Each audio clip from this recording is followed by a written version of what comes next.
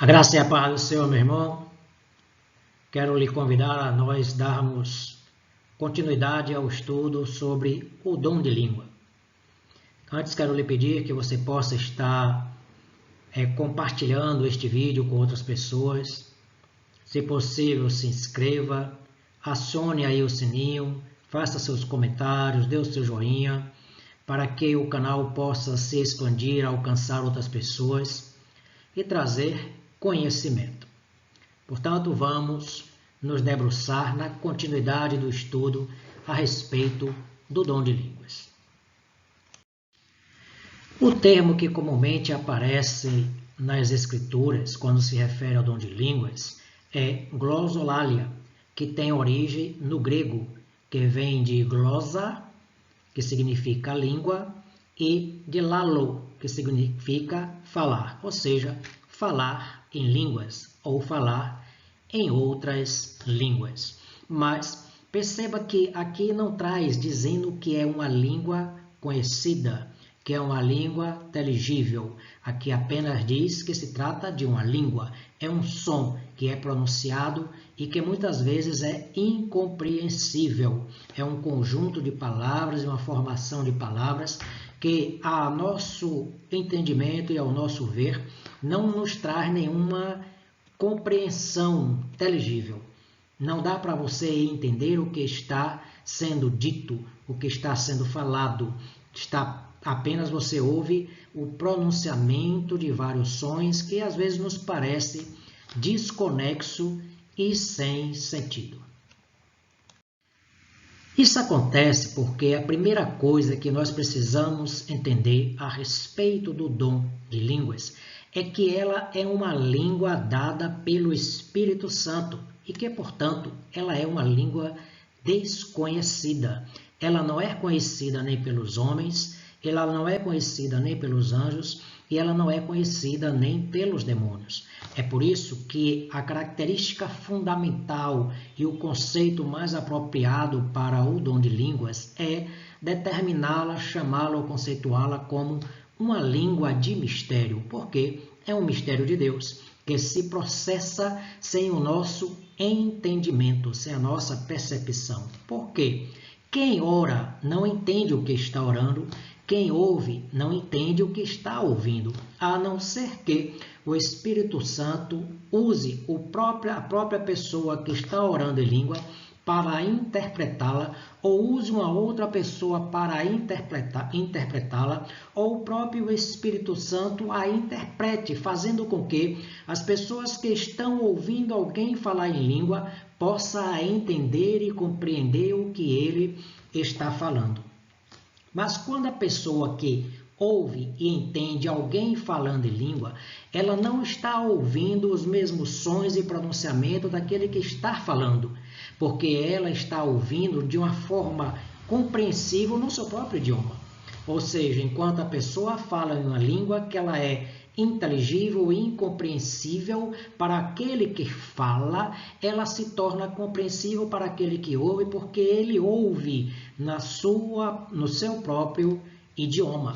Isso é uma coisa que o Espírito Santo faz. É o que nós poderíamos dizer do que aconteceu de uma forma inversa na Torre de Babel, na história em que toda a humanidade falava uma só língua, mas Deus desceu e trouxe confusão, dividindo, repartindo e criando línguas diversas, e os povos falavam e não mais se entendiam. Então aqui o processo é um processo inverso. Aqui se fala algo que não se entende e o Espírito Santo torna ele compreensível. Portanto, o dom de línguas é uma linguagem do Espírito Santo. É uma língua de mistério. Não é uma língua humana, não é uma linguagem dos anjos e não é uma linguagem de demônios.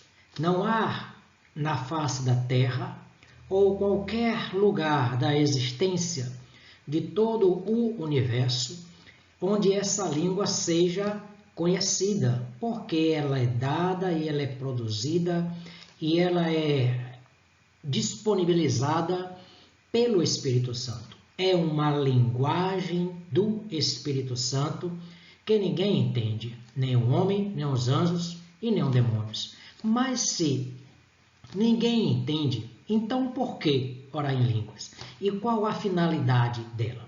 É isso que a gente vai aprender no decorrer das nossas explanações e dos nossos estudos. A gente precisa aprender aqui, neste início, que o dom de línguas não é uma língua estrangeira, não é uma língua que é desconhecida por mim, conhecida por alguém. Ela só se torna conhecida quando revelada pelo Espírito Santo, utilizando a própria pessoa que fala para interpretá-la ou utilizando uma segunda pessoa para ouvir e interpretar, para que a revelação de Deus e o objetivo de Deus para com este dom possa ser cumprido. É por isso que as Bíblias que nós utilizamos, as versões que comumente tratam a respeito do dom de língua, trazem referência a este conceito, tratando-a como línguas repartidas como de fogo. Atos capítulo 2, versículo 3. Línguas estrangeiras. Atos capítulo 2, versículo 5. Línguas desconhecidas ou de mistério. 1 Coríntios capítulo 14, versículo 2. Outras línguas, línguas gaguejantes e variedades de línguas. Assim, nós devemos entender que aqui o termo que são utilizados nas versões é para que a gente possa entender e compreender o que está se tentando expressar, ou que se está tentando se explicar, ou que se está tentando falar. A Bíblia, ela utiliza uma linguagem humana para seres humanos. Nós logo não temos uma referência para falar a respeito do dom de línguas em uma linguagem espiritual e que é do próprio Espírito Santo. Por isso, para a nossa compreensão e para a revelação e entendimento do homem, a Bíblia usa uma linguagem antropomórfica, ou seja, na forma humana, para o nosso próprio entendimento e compreensão. Mas o que você deve ter objetivado e já entendido é que o dom de línguas não é uma língua estrangeira, ela é uma língua do Espírito Santo que tem procedimentos específicos, ela tem objetivos específicos, ela não é compreendida pelo homem, pelos anjos nem pelo demônio, a não ser que o próprio Deus tenha essa finalidade de torná-la compreensível, usando a própria pessoa que fala para interpretá-la ou uma segunda pessoa para interpretá-la. Ou ainda, não use ninguém, mas quem ouça possa estar entendendo por uma revelação do Espírito Santo. Também pode acontecer dessa forma.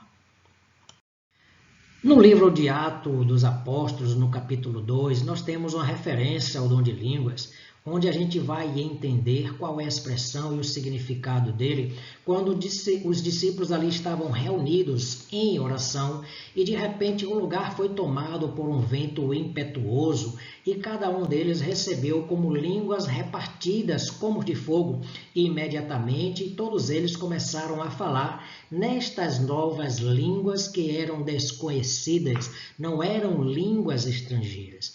O texto que nós temos escrito aqui diz assim, o fenômeno é explicado não como a fala de uma língua estrangeira pelos apóstolos. Eles não estavam falando uma língua estrangeira, eles não estavam falando grego, eles não estavam falando inglês, eles não estavam falando aramaico, eles não estavam falando hebraico, eles não estavam falando qualquer idioma conhecido na terra, eles estavam falando na linguagem do Espírito Santo. Mas o fato de que as pessoas que estavam ali eram judeus de várias nações, de vários lugares, de várias procedências, e que falavam diversos outros idiomas, e cada um deles ouvia no seu próprio idioma. Então, o fenômeno aqui é: os discípulos falavam em uma língua de mistério dada pelo Espírito Santo e o Espírito Santo traduzia essa língua para aqueles que ouviam entendessem no seu próprio idioma. Observe que enquanto o discípulo falava em uma língua específica, ele falava de uma forma clara e objetiva e única, usando aqueles termos e aquelas palavras que eram incompreensíveis, que não eram entendidas, que eram inteligíveis para ele mesmo. Mas todas as pessoas das diversas nações, cada um ouvia o que ele falava no seu próprio idioma. Por isso a gente precisa entender e compreender que esse é um fenômeno que é processado pelo Espírito Santo de Deus. Não é uma língua estrangeira, é que ela seja entendida no idioma estrangeiro daquele que ouve.